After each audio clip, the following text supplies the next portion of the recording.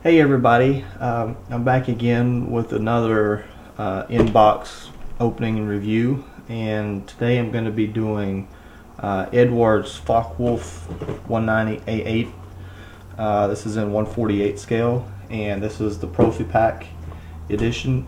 And what the Profi Pack edition means is simply that it has photo etch parts, and it has some canopy masks in it to make painting the clear parts of the canopy a lot easier. Got this for a very good deal at Squadron. I had it on sale for $20, and that's usually about $10 less than what these go for. They're usually about $30 to $35, but I'm really excited to get started on this. One of my favorite subjects is the Focke-Wulf.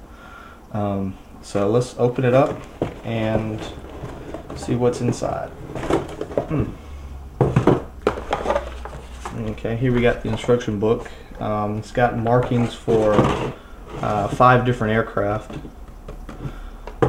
We got the painting guide for this aircraft. The first one here on the front, just some information about the Focke-Wulf. The instruction guide is done in it's a glossy color instruction guide, really nicely done. And just flipping through here, it does have the full engine that comes with it, the full radio engine, and the machine gun bays and the wings can be positioned open or closed, and the top machine guns can also be positioned open or closed. So that's really good, and I mean for $20, this is a lot of kit. For $20, you would never get this much detail and this many parts out of, say, a Tamiya kit of the same price range. So, and towards the end here, you have the option of putting on the bomb or the centerline fuel tank, and it also has the option of rocket pods. So, okay.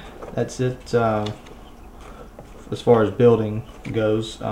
Here's the paint schemes for the different aircraft. I'll get to the paint schemes in a little bit later. Here's the sheet for the common stencil markings. These are like the warnings and caution decals that are common across any airplane. And on the back is just information about masking off your clear parts with the Eduard mask. And opening up parts here, got the main, the bottom of the wing, fuselage.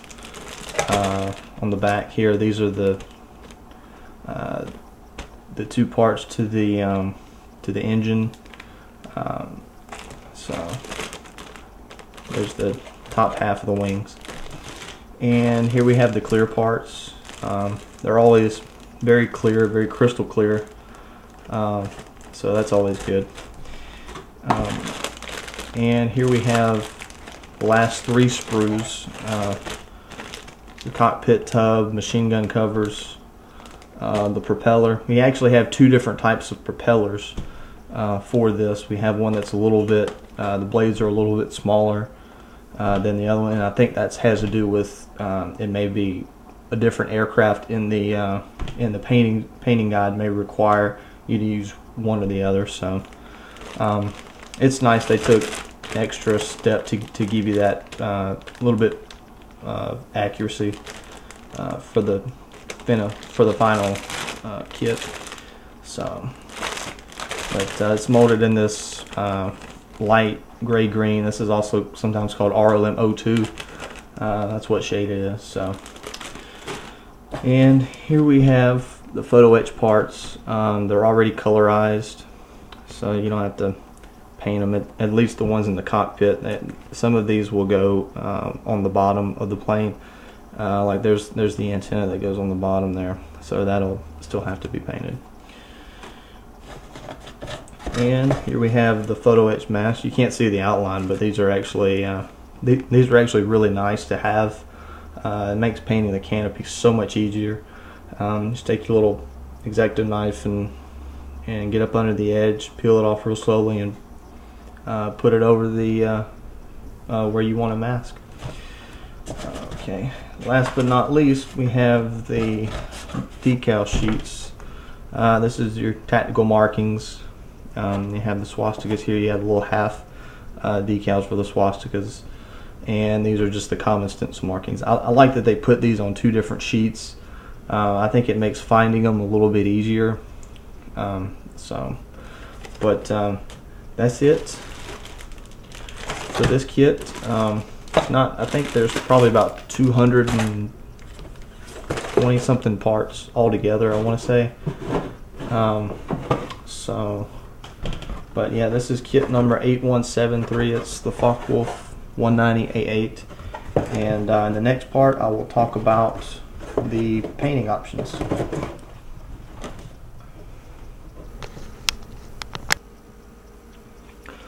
Alright, for this part I wanted to talk about the painting and marking options for this kit. As I said before, this kit contains options for 5 different aircraft.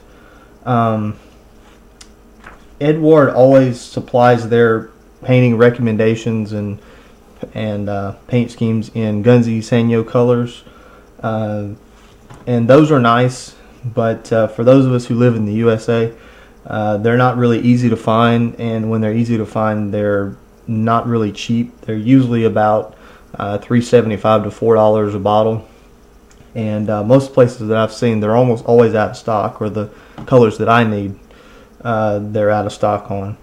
So for this, I'm going to be using either the Model Master or Tamiya equivalents to these paint colors. The 2 aircraft that I'm thinking about doing, I haven't narrowed it down to which specific one, is going to be option A, the Blue 13, or option C, the Blue 8. And both of these planes carry the standard 74, 75, and 76 RLM paint scheme. The 76 will go on the undersides and the sides of the fuselage. The 74 and 75 go in little splotches on the fuselage, and they go on the wings. For the RLM 76, which is a pale light grayish blue color, I plan on using the Model Air from Vallejo line. Some of their colors are not equivalent or not accurate in my opinion. They're either too dark or they're off for whatever reason. This one is accurate based on my research, so I plan on using this, and I can always use the Tamiya equivalents, which would be a mixture of flat white, light gray, and light blue. So that's an option. It's kind of a hassle to have to mix 3 colors, but with this, you really have to just look at it by eye and how it looks compared to the references out there. So for the next color, the RLM 75, which is a purplish medium gray color, it's technically called gray violet. I have the Model Master equivalent of that, so that makes that pretty easy to paint. The Tamiya equivalent for that would be a mixture of dark gray XF24 and field blue XF50 with just a touch of white. So, but this is going to give you a little bit different shade. This gives a little bit more bluish shade, whereas this is more purple. So, and last but not least, the RLM 74, which is the darker gray-green color. This is the Model Master equivalent to that. I believe this is fairly accurate, but for reference sake, the Tamiya equivalent to that would be a mixture of dark gray XF24 and black green XF27 with just a touch of white. So that's it for painting this aircraft. It's not a very difficult paint scheme. The modeling on the sides is probably one of the most attractive parts about this. It's one of my favorite parts of painting the aircraft, because it really it's very artistic. going in with your airbrush in a real fine spray and spray painting that modeling on the side. It really makes it look good. But I'm just about done with the cockpit, so this will be definitely something for the weekend to get finished with, and I will post a video when I'm done with it. I thank you all for watching, and I will be back sometime in the future with another unboxing or review. Till then, take care.